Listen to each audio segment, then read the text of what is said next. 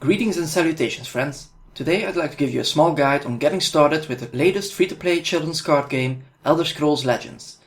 This guide will not go over the basics of how to play the game, as a story campaign / tutorial at the start does a fine enough job with that. Instead we will visit 2 points, acquiring gold and deciding your first deck, to help optimize your starter's experience. Getting in-game currency is, in my opinion, very generous. I've done my fair share of free-to-play card games, and this one seems superior in that aspect. A card pack of 6 costs 100 gold and an arena run costs 150. Obviously, you need to start with the campaign. While teaching you the ropes, they give you your first decks, as well as cards after each mission, even some fun legendaries. When you're done with that, it will give you the coins to do your first arena run against the AI.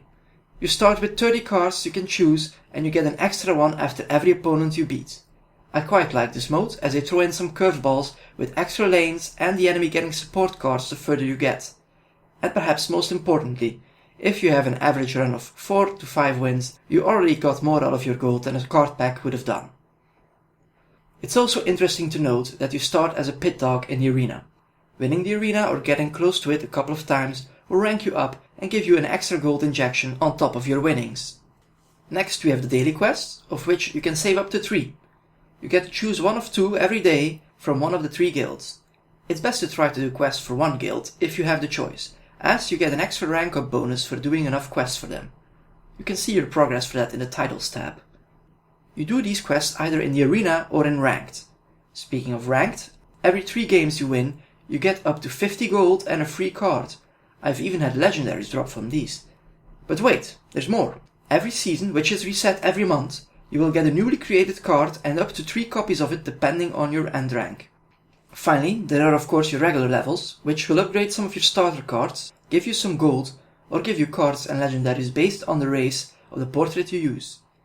This brings us to the second subject, choosing your first deck. First off, there is strength. This is a very offensive attribute that gives you a lot of equipable items and creatures with charge and breakthrough. People who use this will usually have decks aiming to win the game in 7 turns. The second attribute is intelligence. It offers a wide selection of card draw, wards and even random keyword generation. If you want more of a focus on casting actions, this is your color. The third is willpower. This one is a focus on tokens and getting the most out of having a numbers advantage. It's also the attribute with the most straightforward card removal / board clear. Then we have agility, which has a lot of drain and lethal, but also the rare ability to move cards to a different field. It's also the attribute that has cursors that permanently lower the attack and defense of units as a less reliable but still good card removal skill. The fifth is endurance. It's tied with agility and having a lot of lethal, but it also sports the most silence and regenerate. This attribute is the best for matches that drag out, as it's the only one that can reach more than 12 magicka. Apart from that, there's also a selection of neutral cards to complement your decks. Knowing this, we can look over the 10 available races that correspond with the attribute combos and their teams. While no one really limits themselves to one race in their deck, it's good to know the playstyle and the cards that require 2 specific attributes to be played. First up is the Argonian. Their deck is agility and endurance, also known as a scout. Their favorite mechanic is increasing your maximum magicka and units that get a boost from having it high. It's a strong race to play big monsters fast. Next, we have the Breton. They play a sorcerer deck, which is intelligence and endurance. Their main focus is deflecting damage with ward and cards that buff up every time a ward gets removed from them. They also have some units that give you some hard-hitting Aetranax. The Dark Elves play with intelligence and agility, which is called the assassin class. A common mechanic in their cards is Last Gasp, which means they have an added bonus for when these guards get destroyed. As the most prolific slaver race, they also have an interesting interaction with Shackle. Next is the Mage class, personified by the High Elves who use intelligence and willpower. Their main deal is getting more action cards and creature abilities that activate when you do them. Imperials play a willpower and endurance deck, which is known as a spell sword. Strength in numbers is their motto, as their playstyle is centered around spamming weaker units and buffing them up. Khajiit play as the Monks, which is agility and willpower. Their cards have mobility and give you buffs for attacking the enemy's face with Pilfer. The Norse play strength and willpower. The Crusader is the ultimate rusher. When in doubt, you go for the face. because while most people are more reluctant to break enemy runes, the Nords get stronger cards and bonuses for breaking them. Orcs play the warrior deck, which is strength and endurance.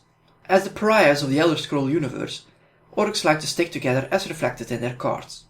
They have cards with strong buffs that activate when other orcs are in play.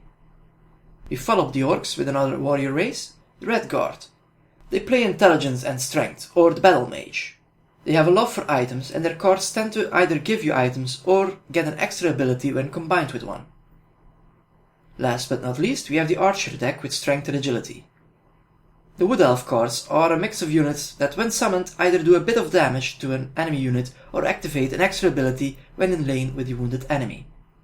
Choosing your portrait at the start is not permanent and can be changed at will in your profile. Just be sure to have the right one up when you're about to level up. That's it for this guide. I hope it helped convince you to try out the game and its generous model. And be sure to talk with your wallet if you manage to get a lot of enjoyment out of the game, so they can stick with it. And of course, I'm sure other videos have told you what to do if you like them. Same applies here. Have a nice day.